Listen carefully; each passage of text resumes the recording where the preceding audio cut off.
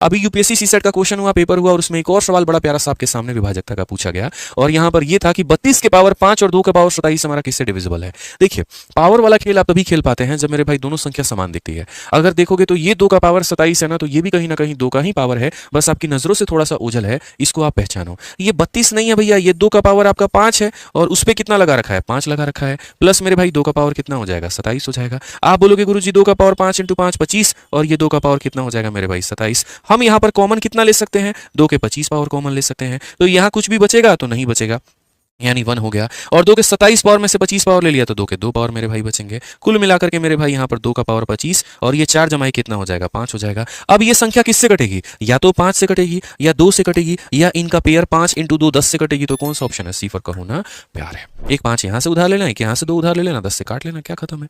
सवाल पूछा गया यूपीएससी सीसेट में 2024 में, बड़ा ही आसान सा सवाल है कि 32 की घात 5 और 2 की घात 27 किससे विभाज्य। जब कभी ऐसा सवाल आप देखो तो आप सबसे पहले यूनिट डिजिट निकाल सकते हो। यूनिट डिजिट आपको बहुत मदद करेगी। जैसे आपने कहा इसका यूनिट डिजिट निकालना बहुत आसान है, क्योंकि इसकी पावर को 4 से भाग करेंगे तो 2 आएगी इसकी यूनिट डिजिट। इसकी पावर को 4 से भाग करेंगे तो 3 बचेगा, 2 की घात 3 यानी 8 आएगी यूनिट डिजिट।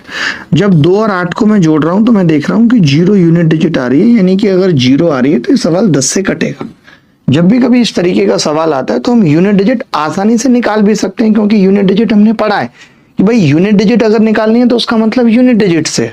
यूनिट डिजिट का मतलब है कि 4 पे रिपीटेशन होता है तो उसकी पावर को 4 से भाग कर लेंगे। तो 2 की घात 5 है, 5 को 4 से भाग करा, 1 बचा, तो 2 की घात 1 2 आ गई यूनिट डिजिट। 2 की घात 27 थी, 27 को 4 से भाग करा, 3 बच गया, 2 की घात 3 8 आ गया यूनिट डिजिट। तो उत्तर 10 से कटेगा क्योंकि लास्ट में 0 आ रहा है।